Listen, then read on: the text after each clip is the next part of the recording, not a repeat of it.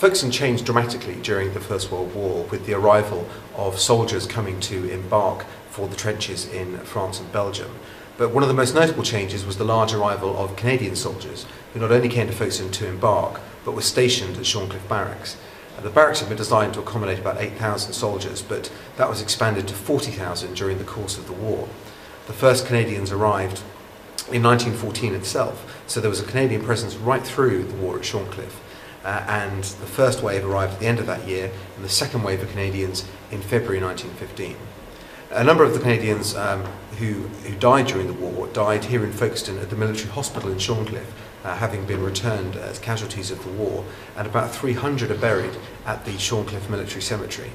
The idea of a special service commemoration for the Canadians started in 1917 with a service on Canada Day, the 1st of July, where members of the community here in Folkestone, and particularly school children, took part in a service of commemoration at the gravesides of the Canadian soldiers. This was honouring a promise that Folkestone had made to the people of Canada that they would look after the graves of their fallen during the war. And that service can be seen today in Folkestone every year on Canada Day, where school children from the town will sit by the individual grave of a soldier of the Great War from Canada and place a floral tribute on that grave. And as they sit there by those graves, some of the soldiers' graves those soldiers were not much older than the children themselves. They really identify with that individual serviceman and the loss of his life during the war. And in the cemetery at Shorncliffe are also buried soldiers who died in other conflicts and more recent conflicts, including the war in Afghanistan.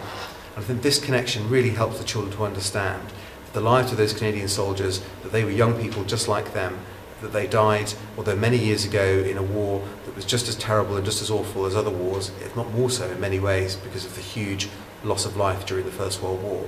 And that the families of those soldiers would have felt the same pain and the same grief that families feel today who lose members of their family in the wars in Afghanistan and Iraq.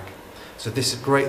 The service of commemoration on Canada Day not only continues to honour the role of the Canadians during the First World War and the special affection people for Folkestone have for them, but helps to remind young people of the cost of the sacrifice of war and gives them a personal connection with each of those soldiers.